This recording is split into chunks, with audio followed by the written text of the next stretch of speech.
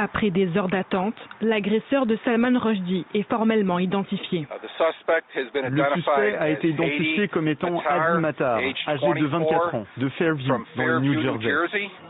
Après son attaque, Salman Rushdie est transporté dans un hôpital de la région avant d'y subir une opération chirurgicale.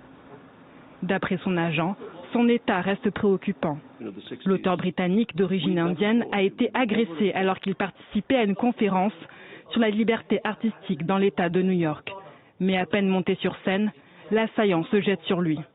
Il s'est approché de M. Rushdie très rapidement et puis il a commencé à le poignarder.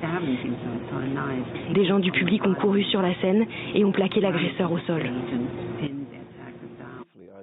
Si les motifs de l'attaque restent pour l'instant inconnus, les autorités soupçonnent la fatwa lancée contre l'écrivain.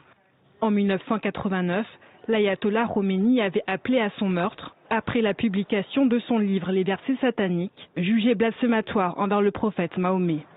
Considéré depuis comme un symbole de la lutte contre l'obscurantisme religieux, cette tentative de meurtre a provoqué la stupeur dans le monde entier. Le Premier ministre britannique Boris Johnson a fait part de son indignation.